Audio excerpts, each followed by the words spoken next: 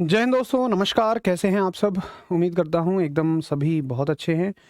अच्छा स्वास्थ्य का अपना ख़्याल रख रहे हैं, साथ ही अपने परिवार के सदस्यों, माता-पिता सभी की आप ख़्याल रख रहे होंगे और ख़्याल रखना आपकी ज़िम्मेदारी भी है। मैं मानता हूँ कि अगर आप लोको पायलट की तैयारी में हैं, तो आप मैच्योर हैं।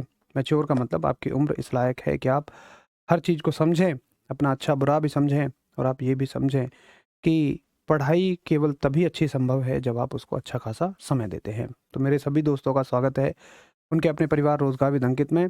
और मैं एक क्वेश्चन लिख देता हूं कल की क्लास का, फिर हम आगे इस सेशन को शुरू करेंगे। बाकी सारी बातें बाद में कर लेंगे, आपसे बातचीत भी होती रहेगी। तो कल हमने पढ़ा था गुरुत्वाकर्षण, ग्रेविटेशन। तो सभी मुझे बताएंगे कि चंद्रमा के लिए पलायन वेग, चंद्रमा के लिए पलायन वेग, चंद्रमा के लिए पलायन वेग यानी कि एस्केप वेलोसिटी, बताइए कितनी होगी? तो आप कहोगे, ऑप्शंस हैं आपके लिए। ए ऑप्शन है 11.2 किलोमीटर पर सेकंड, बी है 2.94 किलोमीटर पर सेकंड, सी है 7.9 किलोमीटर पर सेकंड, डी है 3 × 10⁸ मीटर पर सेकंड। एक बार सभी दोस्त आंसर करेंगे।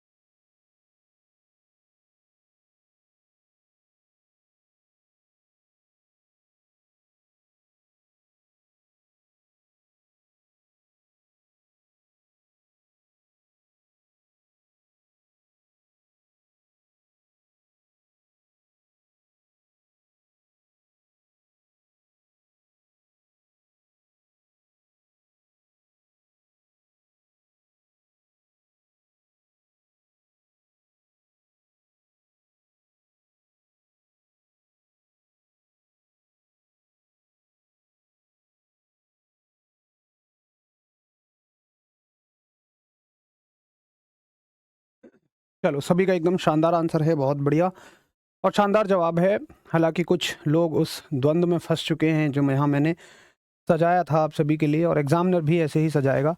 कुछ को पलायन वेग का मतलब बस 11.2 किलोमीटर पर सेकंड लगता है, लेकिन भैया हेडिंग तो देखो, ये पलायन वेग किसका है, ये एस्केप वेलोसिटी किसकी है? ये पृथ्वी के लिए है। अगर चंद्रमा के लिए बात करेंगे तो ये होती है 2.94 यानी कि 2.94 किलोमीटर प्रति सेकंड। ठीक है, चलो, ये हो गया आपका पलायन वेग का आंसर। अब चलते हैं थोड़ा सा आगे, और कल हमने पलायन वेग तक कर लिया था। आज एक टॉपिक बढ़िया सा पढ़ेंगे जिसका नाम है उपग्रह। उपग्रह यानी कि सैटेलाइट। अब देखिए, वैसे ये जो टॉपिक है आपका जियोग्राफी टाइप टॉपिक है, लेकिन हम इसको फिजिक्स में इसलिए कवर करते हैं क्योंकि इसका संबंध बड़ा अच्छा ग्रेविटेशन से है। इसका एक अच्छा खासा संबंध गुरुत्वाकर्षण से भी है। देखिए क्या होता है सैटेलाइट। सैटेलाइट होता है कोई भी ऐसी बॉडी जो किसी दूसरी बॉडी के चारों ओर घूमती है। जैसे अगर देखूं तो सूर्य के आसपास सारे ग्रह घूमते हैं, तो ये सारे के सारे सूर्य की सैटेलाइट हैं, यानी सूर्य के उपग्रह हुए। अब जैसे पृथ्वी है, उसके आसपास चंद्रमा घूम रहा है, तो चंद्रमा पृथ्वी की भी सैटेलाइट है, और चंद्रमा सूर्य के आसपास भी घूम रहा है, तो ये सूर्य का भी उपग्रह हुआ। तो कोई भी ऐसी वस्तु जो किसी दूसरी वस्तु के चारों ओर घूमती है, उसको हम सैटेलाइट कहते हैं, यानी कि उपग्रह कहते हैं। अब देखो, एक तरह के उपग्रह मैं आपको जो बता रहा हूं, ये मैं वो बता रहा हूं जो प्रकृति ने हमें दिए हैं। तो एक तो हो गए प्राकृतिक उपग्रह। ये जितने भी मैंने आपको एग्जाम्पल दिए हैं अभी तक, किसके एग्जाम्पल दिए हैं? ये नेचुरल सैटेलाइट के एग्जाम्पल दिए हैं, ठीक है।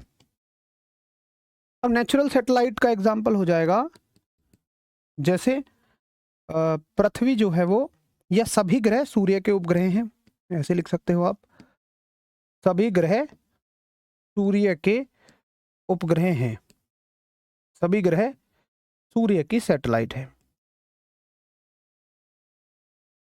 पर इंसान भी जमीन से कुछ सैटेलाइट भेजता है। क्यों भेजता है? तुमने कभी सुना हो कि मौसम वैज्ञानिक भविष्यवाणी 7 दिन पहले कर देते हैं कि आपके क्षेत्र में अगले 7 दिनों में भारी बारिश होगी। उन्हें कैसे पता लगता है? कौन बताता है उन्हें? आपको अपनी उनके यहाँ जाना है, आप गूगल मैप में डाल देंगे और गूगल मैप आपको रास्ता बताता हुआ मस्त ले जाएगा। आपको कुछ भी सुनना है, मान लो आपको एफएम सुननी है, तो एफएम पे जो प्रसारण हो रहा है उसको आप किसकी मदद से सुन पा रहे हैं? तो ये सारे के सारे काम जो हम अपने दैनिक जीवन में करते हैं, ये सैटेलाइट की मदद से ही करते हैं, उपग्रह की मदद से ही करते हैं, और इन्हें इंसान नीचे से भेजता है। तो इंसान के द्वारा बनाई गई सैटेलाइट को क्या बोला जाएगा? कृत्रिम उपग्रह, यानी कि आर्टिफिशियल सैटेलाइट।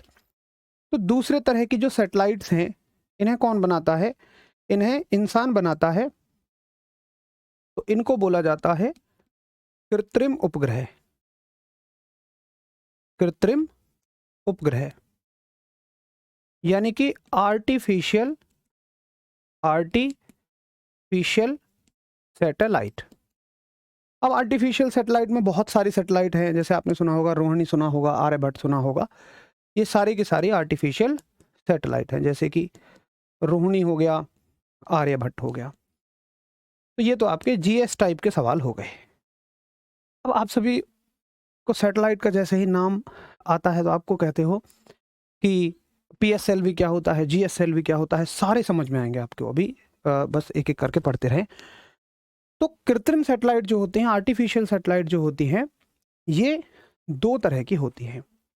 आर्टिफिशियल सैटेलाइट 2 तरह की सैटेलाइट होती हैं। तो मैं यहाँ डाल देता हूँ नंबर ए और नंबर बी, और इनको आगे आराम से डिफाइन कर लेंगे। अब देखो ये 2 तरह की कैसे होती हैं। देखो जैसे मान के चलिए ये मेरे पास पृथ्वी है, ये अर्थ है।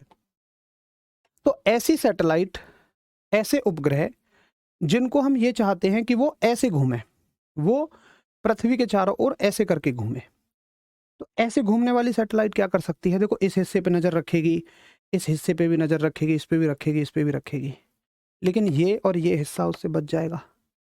तो इन हिस्सों को कवर कराने के लिए हम एक सैटेलाइट ऐसे भी घुमाते हैं। तो ये क्या है, आप मुझे बताओ।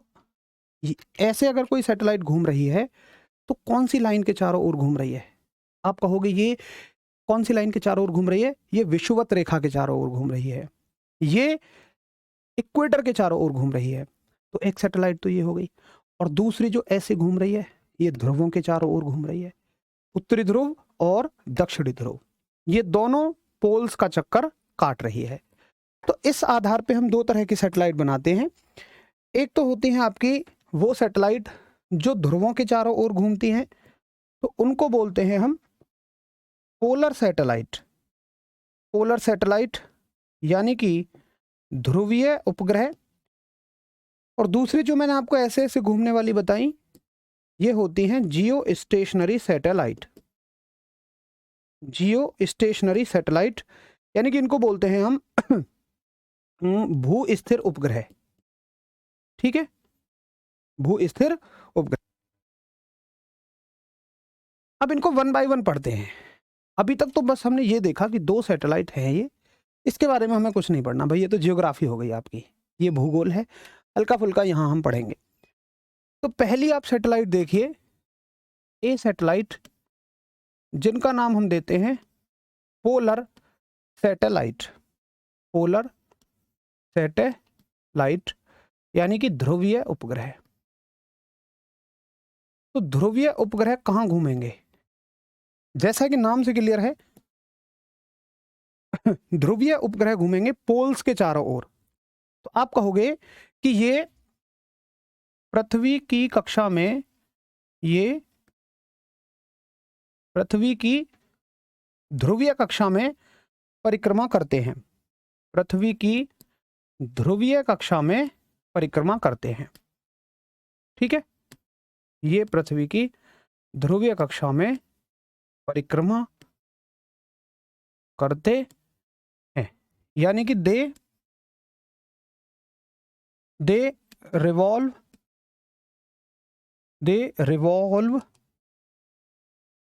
In polar orbit. They revolve in polar orbit. ठीक है, अच्छा अब देखो, आपको मैं समझाऊं कि पीएसएलवी क्या होता है। पीएसएलवी होता है पोलर सैटेलाइट लॉन्च व्हीकल, यानी कि एक ऐसा व्हीकल, एक ऐसा साधन, व्हीकल का मतलब क्या होता है, एक वैसा वाहन, एक ऐसा वाहन जो सैटेलाइट को ले जाता हो। एक ऐसा वाहन जो सैटेलाइट को ले जाता हो उसको बोलेंगे हम व्हीकल। और लॉन्चिंग का मतलब है एक ऐसी जगह जहां से वो वाहन लॉन्च किया जाता हो। तो ऐसी जगह जहां से वो वाहन लॉन्च किया जा रहा है, मतलब छोड़ा जा रहा है, जिसमें ऐसा उपग्रह है जो पोल्स में चक्कर लगाएगा, यानी उपग्रह के मतलब ध्रुवीय कक्षा में चक्कर लगाएगा। तो पीएसएलवी का मतलब होता है, पीएसएलवी का मतलब होता है पोलर सैटेलाइट लॉन्च व्हीकल। तो जो लॉन्चिंग पैड होता है ये उसका नाम होता है, जिस जगह से ये लॉन्च हो रहा है ये उसका नाम होता है। ठीक है, चलिए, तो ये हो गया आपका पोलर सैटेलाइट लॉन्च व्हीकल जो पृथ्वी की ध्रुवीय कक्षा में परिक्रमा करते हैं। अब क्वेश्चन आएगा कि बताओ इनका परिक्रमण काल कितना होता है। इनका परिक्रमण काल यानी कि इनका टाइम पीरियड कितना होता है। तो लगभग ये सैटेलाइट, परिक्रमण काल का मतलब पृथ्वी का एक चक्कर पूरा करने में कितना समय लगाती है, तो लगभग ये 84 मिनट का समय लगाती है। ये पृथ्वी का एक चक्कर पूरा करने में लगभग 84 मिनट का समय लगाती है। ठीक है, तो इसको नोट करेंगे एक बार जल्दी से।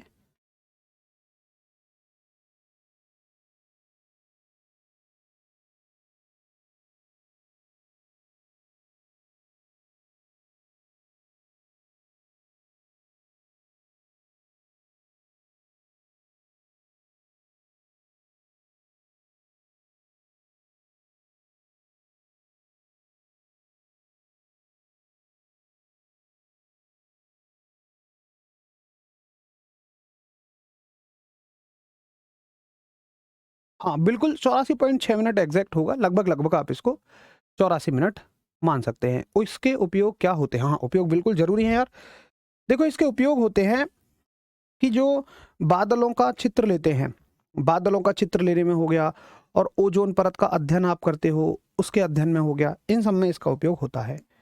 तो पेपर में यही पूछा जाता है कि बादलों का चित्र लेने में कौन से, बादलों का चित्र लेने में किस तरह के उपग्रह का उपयोग किया जाता है।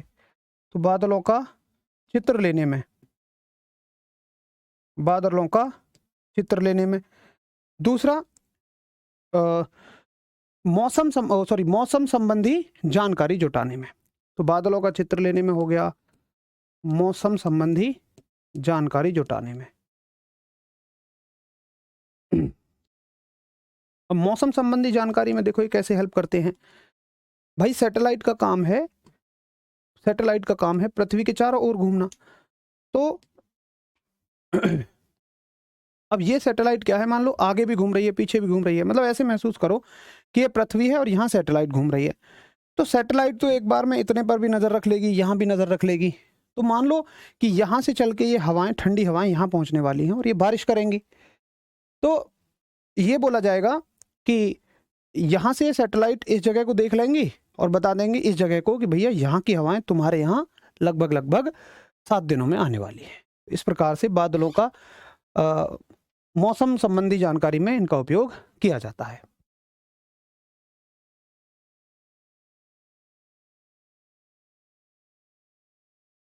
मौसम संबंधी जानकारी जुटाने में, बिल्कुल। तो ये आपको नोट हो गया होगा। अब दूसरी सैटेलाइट होती हैं आपकी, दूसरी सैटेलाइट होती हैं जिनको बोला जाता है भू स्थिर उपग्रह। भू स्थिर उपग्रह। यानी कि इनको हम तुल्यकाली उपग्रह भी बोलते हैं। हिंदी में तुल्यकाली उपग्रह भी इनका नाम होता है, और इनकी इंग्लिश होती है जियो स्टेशनरी,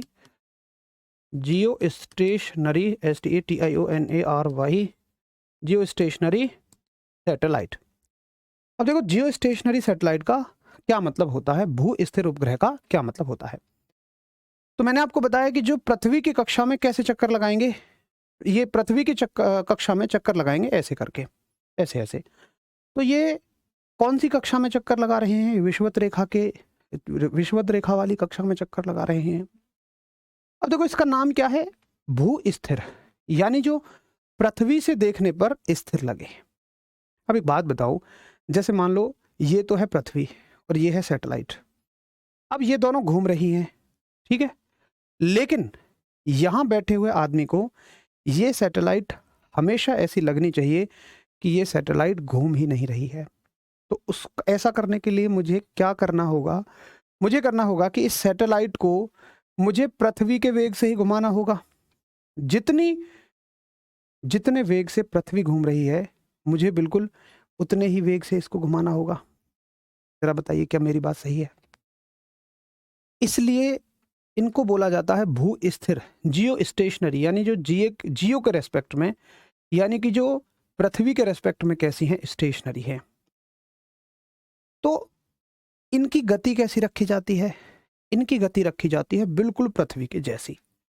अच्छा, अगर तुम्हें इसको जियो स्टेशनरी बनाना है तो तुम्हें दिशा क्या रखनी पड़ेगी, भाई दिशा भी वही रखनी पड़ेगी जो पृथ्वी के घूमने की दिशा है।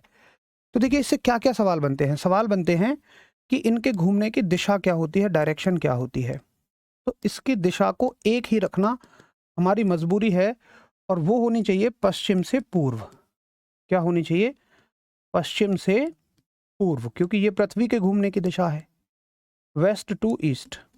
ये बात आप जानते होंगे कि पृथ्वी अपनी एक्सिस पर वेस्ट टू ईस्ट चक्कर लगाती है ना जी। इनके घूमने की दिशा क्या हो सकती है, भाई कुछ भी हो सकती है, ये ऐसे घूमे चाहे ऐसे घूमे, कोई फर्क नहीं पड़ेगा, लेकिन यहाँ पे हमें दिशा फिक्स रखनी पड़ेगी। अगर मैं तुमसे पूछूं इसका परिक्रमण काल क्या होगा, इसका परिक्रमण काल यानी कि टाइम पीरियड क्या होगा, इसका टाइम पीरियड, तो तुम कहोगे कि भाई अगर जितनी चाल से पृथ्वी घूम रही है और उतनी ही चाल से हमें इसको घुमाना है, तो जितने समय में पृथ्वी चक्कर लेती है उतने ही समय में इसको एक चक्कर लेना पड़ेगा। तो ऐसे अगर कोई सैटेलाइट ऐसे घूम रही है पृथ्वी के साथ साथ, पृथ्वी एक चक्कर पूरा करने में लेती है 24 घंटे, तो ये भी कितना टाइम लेगी, ये भी 24 घंटे ही लेगी। पूछेगा कि बताइए इसकी दूरी कितनी होती है, पृथ्वी के केंद्र से इसकी दूरी कितनी होती है। तो ये देखें, ये है पृथ्वी, और मान लेते हैं कि यहां पर हमने एक सैटेलाइट भेजी हुई है जो इस रास्ते में चक्कर लगा रही है। यहां हमारी सैटेलाइट है जो यूं ऐसे ऐसे करके घूम रही है। तो इसकी जो दूरी होती है, ये वाली दूरी, ये लगभग लगभग होती है 36,000 किलोमीटर, ये इतनी ही फिक्स होती है। तो इसकी जो दूरी होती है वो होती है, ये सवाल सबसे ज़्यादा इंपॉर्टेंट है कि इसकी जो दूरी होती है वो लगभग लगभग 36,000 किलोमीटर होती है, 36,000। बताइए, तो इसकी दूरी 36,000 किलोमीटर होती है। ये 3 क्वेश्चन इससे बनते हैं। पूछेगा कि बताइए इनका यूज क्या है, तो जितना भी आप दूर संचार करते हो, इनका प्रयोग क्या है, इनका यूज क्या है, तो ये होता है जितना भी आप दूर संचार करते हो, जितना भी आप टेली कम्युनिकेशन करते हो, ये सब इसी की मदद से हो पाता है। आप चाहे फ़ोन पे बात कर रहे हो, आप चाहे मैप देख रहे हो, ये सब इसकी मदद से हो पाता है। कैसे, मान के चलिएगा तुम्हें रास्ता देखना है, मान लो तुम जाना चाहते हो पृथ्वी पे इस जगह से इस जगह से इस जगह, ठीक है, तो तुमने सैटेलाइट को बोला कि मुझे इस जगह का रास्ता बताओ, एक एड्रेस देखे, भाई एड्रेस ही तो होगा। अच्छा, आगे देखें आप, तो ये क्या कहेगी, इसको यहाँ का रास्ता बता देगी। मतलब ये सैटेलाइट तो दोनों जगह नज़र रखे हुए है, तो यहाँ से डेटा लेके और इसको बताती रहेगी कि तुम्हें ऐसे ऐसे चलना है। ठीक है, बहुत बढ़िया प्रदीप, वेरी गुड।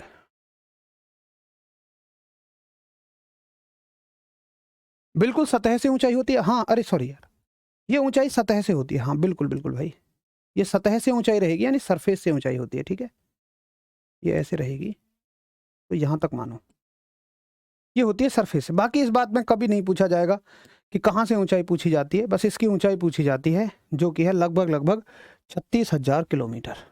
तो एक बार नोट हो जाए ये दोनों चीज़ें, तो कृपया हम सब करें, फिर हम आगे बढ़ जाएंगे।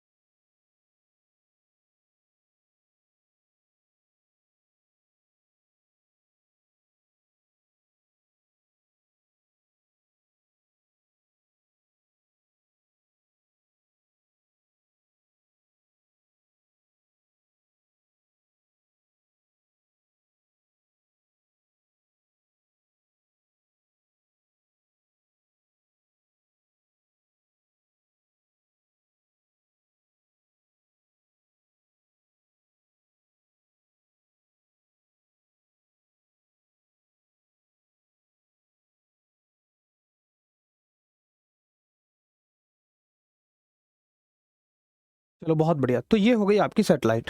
ठीक है, दो तरह की सेटेलाइट होती हैं। अब देखो, एक बात मैं आपसे पूछता हूँ कि अगर मुझे इस सैटेलाइट को यहाँ भेजना है, अगर मुझे इस सैटेलाइट को यहाँ भेजना है, तो मुझे कुछ ना कुछ उसको गति देनी होगी, वेलोसिटी देनी होगी। बड़े ध्यान से सुनना मेरी बात को, मुझे बिल्कुल इसको एक वेलोसिटी देनी पड़ेगी, इसको एक बिल्कुल मुझे वेग देना पड़ेगा। और क्या मैं इस सैटेलाइट से ये उम्मीद करता हूँ कि ये पृथ्वी को छोड़ के ही चली जाए? यानी कि मैं कौन से वेग की बात कर रहा हूँ? पलायन वेग की। क्या मैं इतना वेग इसे दे दूं, इतनी वेलोसिटी से दे दूं कि ये पृथ्वी को छोड़ के ही चली जाए? नहीं यार, इसको तो हमने अपने इस्तेमाल के लिए बनाया है, ताकि ये पृथ्वी के आसपास घूमती रहे। तो हम इसको पलायन वेग के बराबर वेग तो नहीं देंगे, लेकिन घूमने के लिए कुछ तो वेग देंगे। तो अब जो वेग हम इसे देंगे, वो पलायन वेग से थोड़ा सा कम वेग देंगे, और इतना देंगे जो इसे घूमने के लिए पर्याप्त रहे, जो इसे घुमाने के लिए पर्याप्त रहे। तो ऐसे वेग को हम बोलते हैं कक्षीय वेग। ऐसे वेग को हम बोलते हैं कक्षीय वेग, यानी कि ऑर्बिटल वेलोसिटी। ऑर्बिटल वेलोसिटी यानी वीओ। तो वो ऑर्बिटल वेलोसिटी क्या होती है? वह वेग जो किसी भी उपग्रह को, जो किसी भी उपग्रह को पृथ्वी की कक्षा में घुमाए रखने के लिए आवश्यक होता है, उसको बोलते हैं हम कक्षीय वेग। तो वह वेग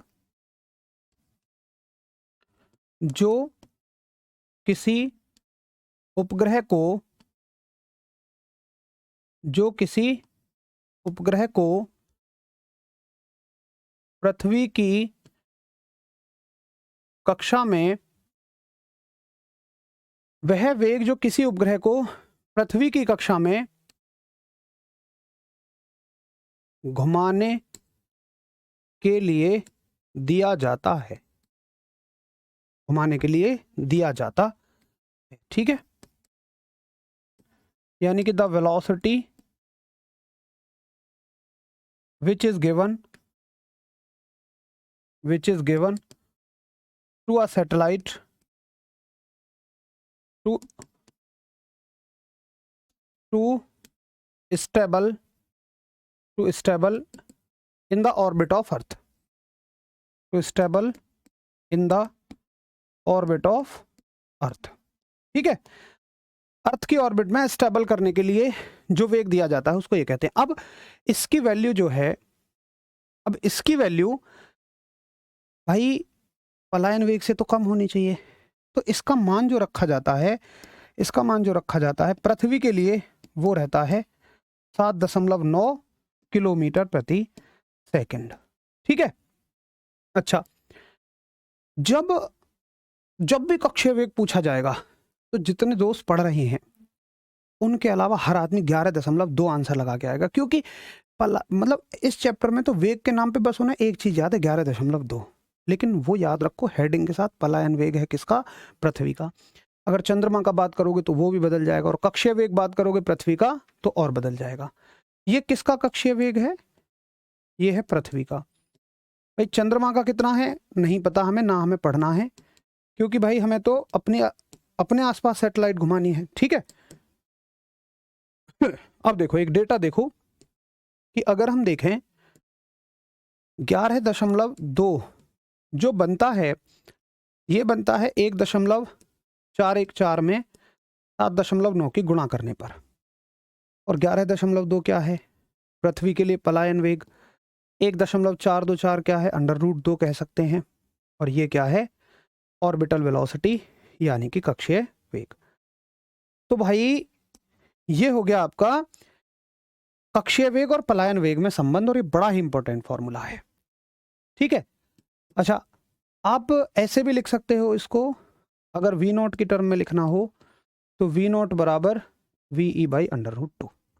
ये दोनों फॉर्मूले कक्षीय वेग के लिए बिल्कुल संबंध है। पलायन वेग 11.2 है, बिल्कुल संभव है भाई सूरज, बिल्कुल संभव है। ठीक है भाई पवन कुमार, बिल्कुल स्टेबल होने के लिए भाई, स्थायित्व प्राप्त करने के लिए सत्यम, जब नोट हो जाए तो एक बार इसको मुझे थम्स अप कर देंगे। चलो बहुत बढ़िया, तो ये हो गया आपका कक्षीय वेग, एक बार नोट हो जाए तो कृपया थम्स अप करें।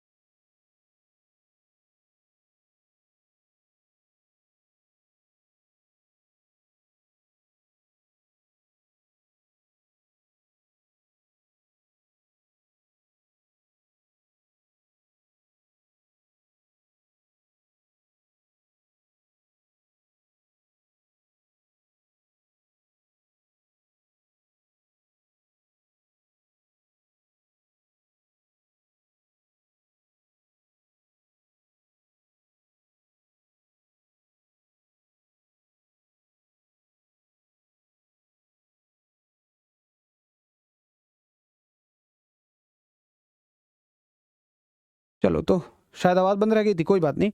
ये कक्षीय वेग आपका खत्म हो गया और इस तरह से पूरा चैप्टर खत्म हो गया। अब मैं कह रहा था क्वेश्चंस करेंगे इस चैप्टर के, है ना। और मैं आज थोड़ा सा रेस्ट कर लेता हूँ आपको नोट करने की देने के लिए, क्योंकि मेरे घुटने में हल्का सा दर्द है। मेरे घुटने में एक इशू आया हुआ है उसकी वजह से, इसलिए मैं थोड़ा सा बैठ जाता हूँ, आपको दिखाई नहीं देता हूँ। चलिए, तो करते हैं शुरू। और ये हो गए क्वेश्चन आपके लिए। पहला सवाल है, और ये सारे के सारे प्रीवियस ईयर क्वेश्चंस हैं, बस हमारे टाइपिस्ट महोदय ने इन पे ईयर नहीं डाली है कि किस ईयर में आया है और किस एग्जाम का है। तो ये आरआरबी ग्रुप डी के हैं, एएलपी के हैं और एनटीपीसी के हैं। इन्हीं परीक्षाओं के ये प्रश्न हैं, ठीक है। तो क्वेश्चन का आंसर करेंगे, सार्वत्रिक गुरुत्वाकर्षण नियतांक जी का एसआई मात्रक क्या होता है, बताएंगे।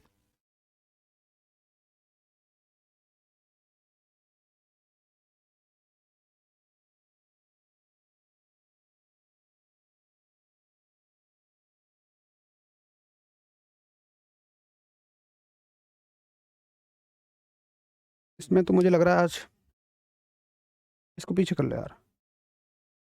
बताइए, सार्वत्रिक गुरुत्वाकर्षण नियतांक जी का एसआई मात्रक क्या है। तो हमने पढ़ा था कि जी का जो एसआई मात्रक होता है, ये होता है newton metre square KG square, ठीक है।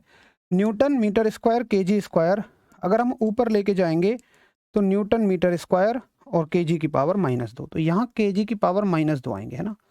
ये हमारी टाइपिंग मिस्टेक है और इसका करेक्ट आंसर ऑप्शन बन जाएगा बी। बहुत ही बढ़िया। अगला सवाल देखेंगे, ग्रहों की गति के नियम की खोज किसने की थी।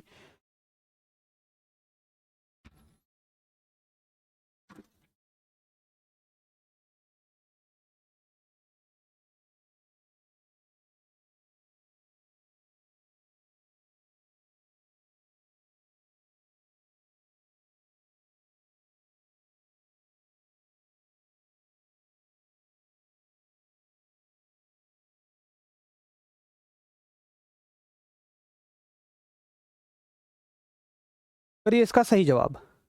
तो ग्रहों की गति के नियम की खोज किसने की थी, नंबर डाल के करिए। मैं इसमें आपको मौका देता हूं पूरा पूरा कि आप आंसर्स करें इसके। तो ग्रहों की गति के नियम की खोज नंबर डाल के करना एक बार, ऐसे पता नहीं चलेगा पहले क्वेश्चन के हैं या दूसरे के हैं। तो ग्रहों की गति के नियम की खोज किसने की थी, केपलर साहब ने। बाकी इनको डिस्कस करने का शायद कोई फायदा नहीं है, क्योंकि हम इनको ऑलरेडी पढ़ चुके हैं और यहाँ पे हम चैप्टर के बाद की प्रैक्टिस सेट अटेंड कर रहे हैं।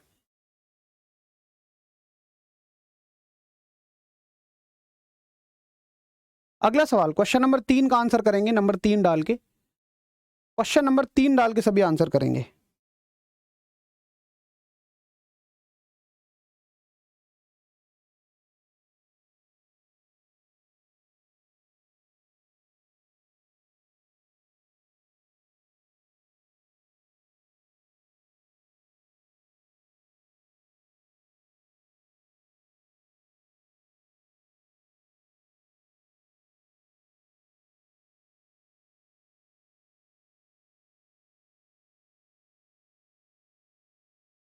क्वेश्चन नंबर 3 का आंसर आने शुरू हो गए हैं। गुरुत्वाकर्षण का नियम किसके द्वारा प्रतिपादित किया गया था।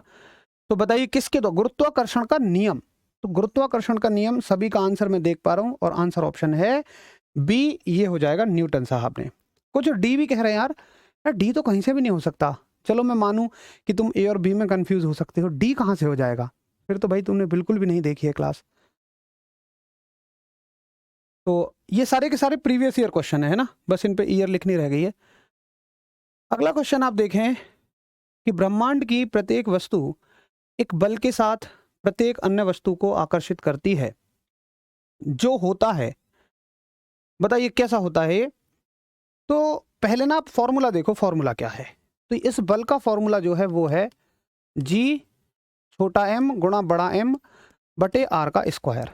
तो हम हमेशा क्या कहते हैं, हमेशा हम ये कहते हैं कि उनके द्रव्यमान के गुणनफल के तो अनुक्रमानुपाती होता है और दूरी के वर्ग के व्युत्क्रमानुपाती होता है। तो करेक्ट आंसर ऑप्शन हम क्या लगाते हैं इसमें, करेक्ट आंसर ऑप्शन हम ए लगाते हैं। ठीक है, तो थोड़ा सा ना मैं भी सॉल्व कर लेता हूं जब तक, क्योंकि आपके आंसर आने में बड़ी देर लगती है, ऐसे थोड़ा ज़्यादा टाइम लग जाएगा।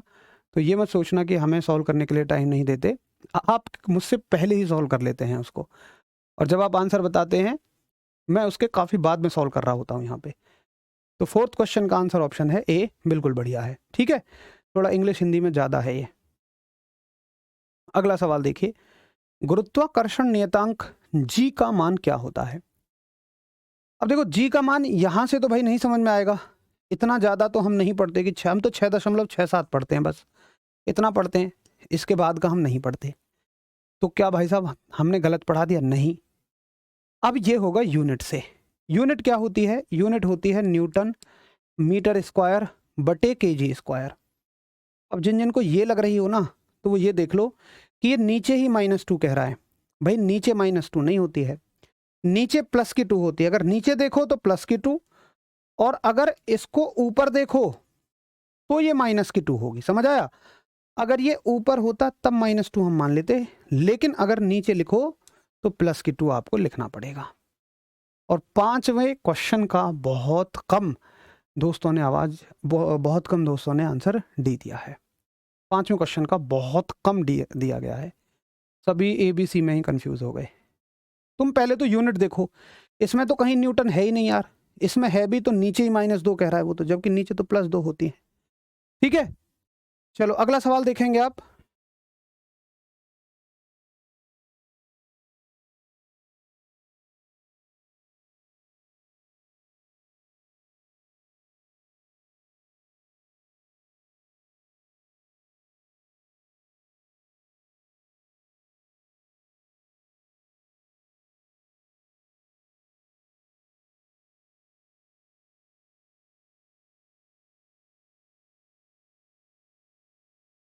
अगला सवाल देखिए, क्वेश्चन नंबर 6 है, जब दो वस्तुओं के बीच की दूरी को यदि 2 गुना कर दिया जाए तो इन दोनों के बीच बल पर क्या प्रभाव पड़ेगा? जब दो वस्तुओं के बीच की दूरी को 2 गुना कर दिया जाए, अब देखो दूरी को कर रहे हो तुम 2 गुना, ठीक है, तो इनके बीच बल पे क्या प्रभाव पड़ेगा? हमने बड़े अच्छे तरीके से देखा है, फोर्स का फॉर्मूला है Gm गुणा m बटे r का स्क्वायर। अब अगर तुम दूरी को 2 गुना करोगे, तुम इस दूरी को 2 गुना करोगे तो ये कितना हो जाएगा? 4। और देखो ये नीचे 4 हुआ है, यानी कि आप इसे ऐसे लिखोगे, अगर ये नीचे 4 हुआ है तो इसका मतलब ये 1/4 हुआ है। बल जो है वो 1/4 हुआ है, 1/4 हुआ है। तो ये 1/4 होने का मतलब बढ़ा है कि घटा है? अरे घटा है, तो 1/4 होने का मतलब है कि बल 4 के गुणन में घटेगा। एक बार वॉइस चेक करो भाई, डबल आ रही है क्या? कुछ बच्चे कंप्लेंट कर रहे हैं, दिखवा ले रहे हैं, कोई बात नहीं। तो बल वो 4 के गुणन में घटा है, बढ़ेगा नहीं, यहाँ बिल्कुल भी घटेगा ही बल। चलो अगला सवाल देखें एक बार।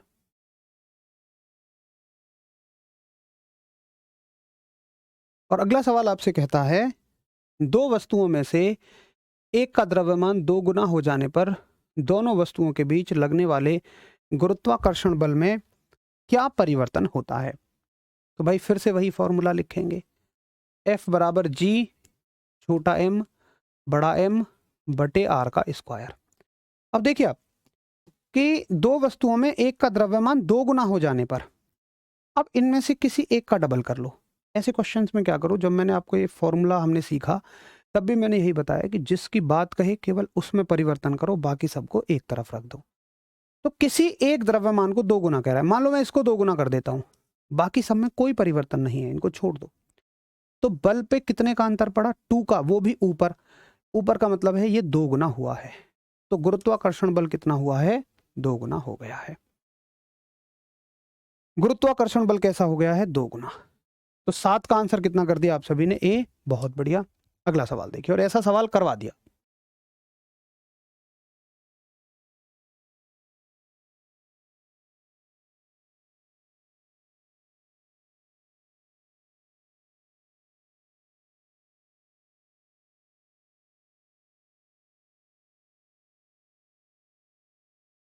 चलो आवाज तो ठीक आ रही है यार, यहाँ से बिल्कुल ठीक आ रही है, बाकी बच्चे भी बताएं आवाज सही आ रही है ना? यदि दो वस्तुओं के द्रव्यमान को 3 गुना कर दिया जाए, दो वस्तुओं के द्रव्यमान को 3 गुना कर दिया जाए तो दोनों वस्तुओं के बीच बल। अब देखिए फिर से वही फॉर्मूला, और यहां पे ये कह रहा है कि दोनों का द्रव्यमान 3 गुना कर दिया, यानी कि देखो इसको भी 3 गुना कर दिया और इसको भी 3 गुना कर दिया, तो ओवरऑल द्रव्यमान कितना हो जाएगा? 9 गुना हो जाएगा, 9 टाइम्स हो जाएगा। तो बल कितना हो जाएगा? बल 9 गुना हो जाएगा। अब यहाँ कह रहा है दोनों वस्तुओं के द्रव्यमान को 3 गुना कर दिया जाए, इसको भी 3 गुना, इसको भी 3 गुना, तो 3 तिया 9, ऊपर 9 का परिवर्तन है मतलब ये बढ़ेगा, और नीचे होता तो ये उतने ही गुना घट जाता। तो शायद अब तो सब ऐसे क्वेश्चंस को आराम से करना सीख गए हैं, और आपके स्तर पे इससे बड़ा सवाल कोई नहीं आएगा। मतलब मैं कहता हूँ ये अपने आप में एक अच्छे सवाल होते हैं, और इस टॉपिक से तो जरूर ही पूछेगा सवाल। अगला सवाल, ये बहुत अच्छा सवाल है, ध्यान से देखें। गुरुत्वाकर्षण बल वस्तुओं के बीच मौजूद होता है, परंतु इसे तब तक महसूस नहीं किया जा सकता जब तक कि वस्तुओं का द्रव्यमान बहुत अधिक, जैसे कि ग्रहों में, नहीं होता है। देखिए, तो ये क्या कह रहा है, गुरुत्वाकर्षण बल वस्तुओं के बीच मौजूद होता है, परंतु इसे तब तक महसूस नहीं किया जा सकता जब तक कि वस्तुओं का द्रव्यमान बहुत अधिक हो, जैसे कि ग्रहों में नहीं होता है। तो इसमें ना एक जगह रह गई है कि गुरुत्वाकर्षण बल, यहाँ पे खाली स्थान है, अब इस खाली स्थान को हमें भरना है। तो गुरुत्वाकर्षण बल मैंने आपको बताया था कि हर जगह है, ये प्रत्येक और हर एक वस्तुओं के बीच मौजूद होता है, लेकिन हमें ये महसूस वहां होता है जहां पर वस्तुओं का आकार बहुत बड़ा होता है, जहां पर बॉडीज का साइज बहुत बड़ा होता है। ठीक है, केवल दो वस्तुओं के बीच में नहीं होता है, ये तो हर एक के बीच में है। भाई एक बात बताओ, जैसे यहाँ पे मान लो ये पेन भी रखा है, मैं भी हूँ, सामने ये भी स्क्रीन भी चल रही है, आपके कमेंट जिसमें मैं देख रहा हूँ, तो क्या पेन और स्क्रीन के बीच में बल है? मेरे साथ नहीं है भाई, पेन का उसके साथ भी बल है, मेरे साथ भी बल है, पेन का यहाँ रखी हुई हर एक वस्तु के साथ आकर्षण का बल है। तो दो के बीच में एक समय पे होता है, लेकिन केवल दो के बीच में नहीं होता। समझ गए? केवल शब्द गलत लगा दिया यहाँ, बिल्कुल ठीक है, दो के बीच में होता है, लेकिन केवल दो के बीच में थोड़ी होता है। उस पेन का किसी के साथ भी आकर्षण बल होता है। केवल का मतलब बस उन्हीं के बीच में, तो बस उन्हीं के बीच में तो नहीं होता, प्रत्येक और हर एक के बीच में ये होता है। अगला सवाल कहता है सार्वत्रिक गुरुत्वाकर्षण नियतांक की खोज। तो बड़ा जोर दे के मैंने इस बात पे कहा था कि ये न्यूटन साहब के फॉर्मूले में भले ही आता है, परंतु न्यूटन साहब ने इसकी खोज नहीं की, इसकी खोज करते हैं हेनरी कैवेंडिश साहब। ये आप सभी को बड़े अच्छे से आता होगा। इसकी खोज कौन करते हैं? हेनरी कैवेंडिश साहब। ठीक है, चलो अगला सवाल देखें और करेंगे इसका सही जवाब।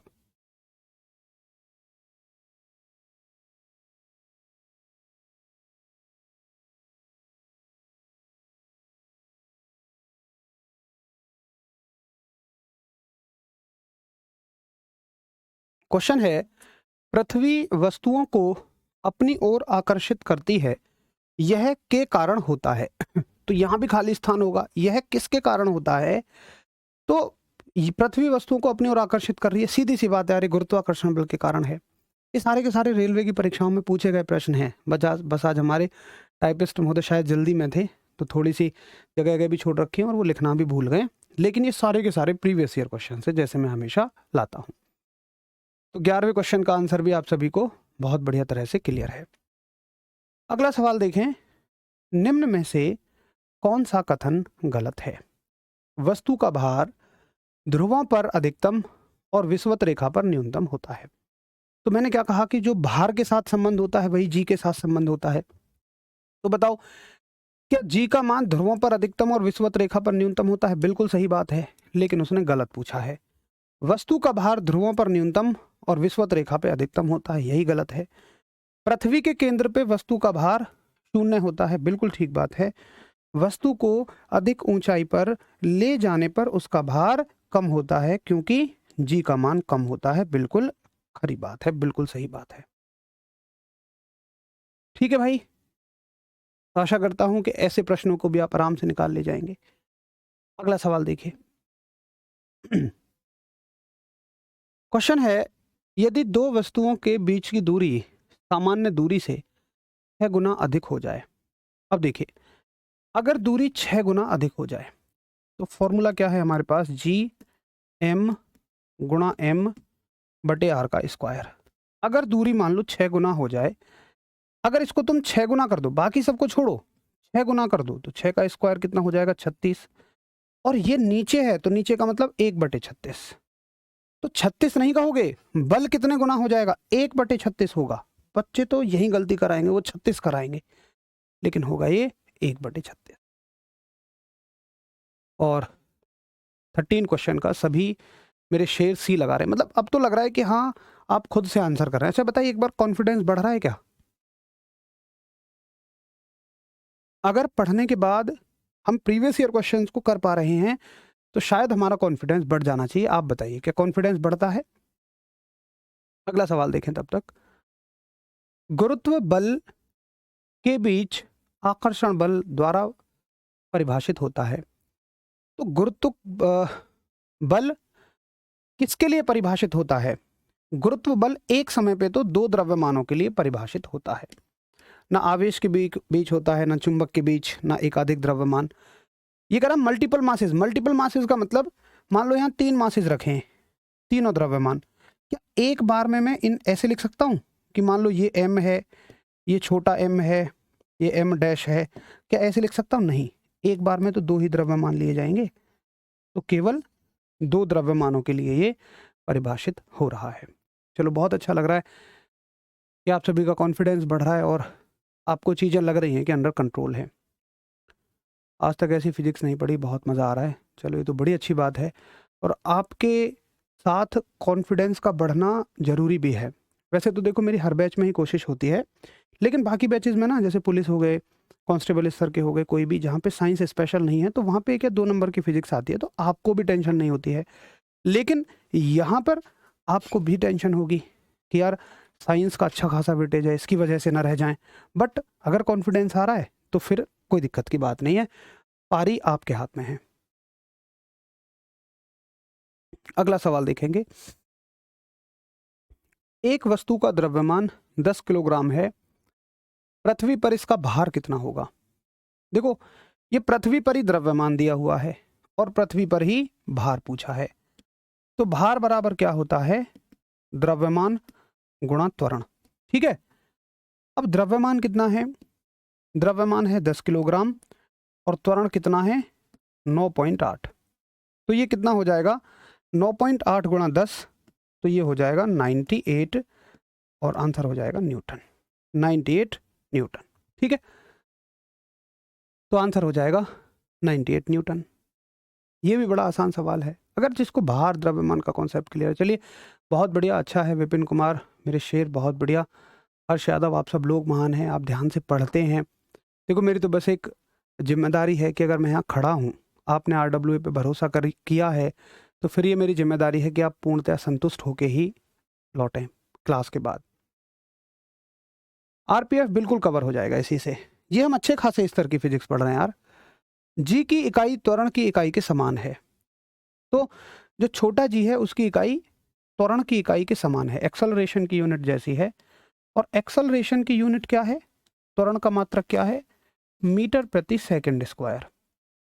तो मीटर प्रति सेकंड स्क्वायर को क्या बोल सकते हैं हम? मीटर सेकंड की पावर -2, मीटर और सेकंड की पावर -2। ठीक है, मीटर सेकंड की पावर -2, न्यूटन नहीं केजी होगा। अरे यार कैसी बात कर रहे हो? देखो कमलेश, या तो किसी चीज को पहले वेरीफाई कर लो, क्वेश्चन उठाने से पहले एक बार देखा करो। भार का मात्रक न्यूटन होता है भाई, भार का मात्रक द्रव्यमान नहीं होता। आप पर बहुत भरोसा है हम लोगों को यार हर्ष। कोशिश तो देखो यही पूरी की जाती है कि आपका भरोसा जैसे पहले बनाए रखा है, और RWA पर शायद आप भरोसे से ही आते हैं, जैसे आपका भरोसा बनाए रखा है वैसे ही इस भरोसे को हमेशा बनाए रखें। तो मीटर सेकंड की पावर -2। अगला सवाल है, गुरुत्वाकर्षण का मान ये होगा रे के ये होगा r, ये छोटा r है ना, तो इसको रे लिख दिया है, छोटा r, यानी त्रिज्या के मान के अनुसार बदलता है। किसी छात्र को g का मान कहाँ न्यूनतम प्राप्त होगा? हमें तो भाई g का मान बस मिनिमम बताना है। तो मकर रेखा, धून क्या होता है पता नहीं, कर्क रेखा और भूमध्य रेखा। तो बताइए हमारे हिसाब से कहाँ होता है? न्यूनतम होता है विषुवत रेखा पे। गिवन ऑप्शंस में मिनिमम कहाँ होगा? विषुवत रेखा पे, यानी कि इक्वेटर पे। ठीक है, चलो बहुत बढ़िया विपिन। मेरी पिछले 3 दिन की क्लास छूट गई क्योंकि मैं जॉब करता हूँ मैकेनिकल इंजीनियरिंग में। भाई विपिन मैं इतना कहूँगा, पहली बात तो सल्यूट कि तुम जॉब के साथ तैयारी करते हो, और दूसरा मैं हौसला अफजाई तुम्हारी इसलिए करूँगा क्योंकि इंजीनियरिंग के जो स्टूडेंट होते हैं ना, वो हर स्थिति को मैनेज करना जानते हैं। इंजीनियरिंग नाम ही समस्याओं के समाधान का है, जहाँ सामान्य जनता मेरे हिसाब से समस्याएं देख पाती है, इंजीनियर उनमें एक समाधान देखता है। और ऊपर से तुम मैकेनिकल हो, मैं भी एक मैकेनिकल इंजीनियर हूँ और दिल्ली जल बोर्ड में मेरी नौकरी भी है। मैं भी सुबह 3 क्लास लेके जाता हूँ और ऑफिस से आने के बाद शाम को 1 क्लास लेता हूँ। औसतन हर अध्यापक जो फुल दिन काम करते हैं वो 4 क्लास ले पाते हैं। तो अगर मैं मैनेज कर रहा हूँ, आप भी मैनेज कर रहे हैं, ये बड़ी अच्छी बात है। आप ऐसे ही मैनेज करते रहिए, तैयारी जरूर करते रहिए सरकारी नौकरी की भी। अगला सवाल है, धरती की सतह पर मापने पर एक वस्तु या व्यक्ति का भार 60 न्यूटन है, चंद्रमा की सतह पर नापने पर इसका भार क्या होगा? तो पहले ध्यान से ये देख लेना, भार ही दिया है और भार ही पूछ रहा है, तो भार तो बदल जाएगा। और 60 न्यूटन भार कितने गुना हो जाएगा? 1/6 के हिसाब से घट जाएगा और ये हो जाएगा 10 न्यूटन। तो भार कितना हो जाएगा? 10 newton. You are great sir और एसडीओ साहब। अरे यार जतिन कुमार, तुम्हारे लिए तो बस एक बड़े भाई की तरह हूँ। जो भी सब कुछ है वो नौकरी में है, कहीं और है, लेकिन तुम लोगों के लिए तो वाकई आके ऐसा लगता है जैसे बस मैं अपने सभी छोटे भाइयों के बीच में हूँ। बहुत बढ़िया यार। इलेक्ट्रिकल इंजीनियरिंग है, देखो 12 घंटे की ड्यूटी करते हैं सतीश। सूरज इलेक्ट्रिकल इंजीनियरिंग के साथ जॉब भी करते हैं। भाई गजब यार।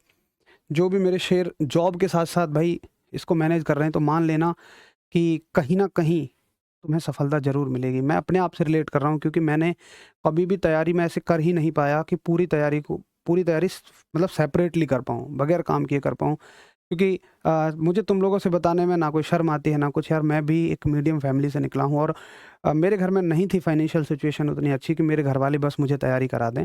तो मैंने हमेशा से ट्यूशन्स पढ़ाए थे। ट्यूशन्स पढ़ाने के बाद मतलब जब सिलेक्शंस पढ़ाई कर रहा था, चल रहा था, सबको सिलेक्शन नहीं हो रहे थे, तो कभी कभी ऐसा लगा कि यार प्राइवेट जॉब ज्वाइन कर लूँ। प्राइवेट जॉब एक आध जगह कोशिश भी की, बट वहाँ तो लग रहा था ज़्यादा नुकसान है। तो फिर वो छोड़ के और बस ट्यूशन्स वगैरह रखे और उनके साथ साथ अपनी तैयारी की। तो जो भी बच्चे यार मेहनत कर रहे हैं, बड़ी अच्छी बात है, आपकी मेहनत ज़रूर रंग लाएगी। अंतरिक्ष यान के अंदर अंतरिक्ष यात्री कैसा वजन महसूस करते हैं? तो अंतरिक्ष यान के अंदर जो जी की वैल्यू होती है वो 0 होती है, और वजन जो होता है, वजन जिसको हम क्या बोलते हैं, भार, व्यक्ति का वेट क्या होता है, m गुणा जी। और जहाँ जी की वैल्यू 0, वहाँ वजन भी कैसा हो जाएगा, 0 ही हो जाएगा, 0 ही हो जाएगा। ठीक है, चलो। बहुत सारे दोस्त निकल के आ रहे हैं कि जो जॉब के साथ तैयारी मैनेज कर रहे हैं। मतलब जो जॉब के साथ तैयारी मैनेज करता है ना, मैं मानता हूँ कि यार वो अपना जो पर्सनल टाइम होता है ना, उसको काट के अपनी पढ़ाई को दे रहा होता है। ये बड़ी अच्छी बात है ज़िंदगी में। अगर तुम इतनी मेहनत कर रहे हो यार, तुम तो हीरे हो, हीरे, और तुम्हारा निखरना निश्चित है। कहते हैं ना कि मोतियों के बीच में हीरे की चमक से हीरा पहचान लिया जाता है, तो तुम तो हीरे हो यार, अपने आप पहचान लिए जाओगे। बहुत बढ़िया। गुरुत्व जी के कारण त्वरण क्या होता है? तो ये फॉर्मूला मैंने आपको करवाया था कि छोटा जी बराबर क्या होता है, जी बड़ा m बटे r का स्क्वायर। तो करेक्ट आंसर ऑप्शन क्या हो जाएगा, डी हो जाएगा। तो ये आप सभी के लिए 20 क्वेश्चंस थे और इन 20 क्वेश्चंस में हमने पूरा चैप्टर कवर कर लिया। आगे इसी ट्रेंड को हम फॉलो करेंगे कि पहले एक चैप्टर को कंप्लीट कर लिया करेंगे और उसके बाद फिर हम बढ़िया तरीके से उस चैप्टर की प्रैक्टिस को किया करेंगे, ताकि हमारा पूरा चैप्टर रिवाइज हो जाए। एक नुकसान ये भी होता है, जब हम उस टॉपिक के तुरंत बाद सवाल करते हैं, तो टॉपिक तुरंत पढ़ा है, तुरंत तो सवाल कर ही दोगे। पूरा चैप्टर खत्म होने में 2, 3, 4 दिन लगते हैं। उसके बाद क्वेश्चन हो तो आपको भी लगता है कि हाँ, चीज़ें याद रह पा रही हैं या नहीं। अगर याद रह पा रही हैं तो निश्चित ही आप रिवीजन कर रहे हैं। अगर नहीं रह पा रही हैं तो रिवीजन नहीं कर रहे, बस रिवीजन करना शुरू कर दो। सारे फॉर्मूले, क्वेश्चन सब दिमाग में रहेंगे और प्रीवियस ईयर भी सॉल्व करोगे और एग्जाम में जो आएगा उसे भी सॉल्व करोगे, ऐसा मेरा आपसे वादा है। चलिए मिलते हैं कल। सभी के लिए नमस्कार, धन्यवाद।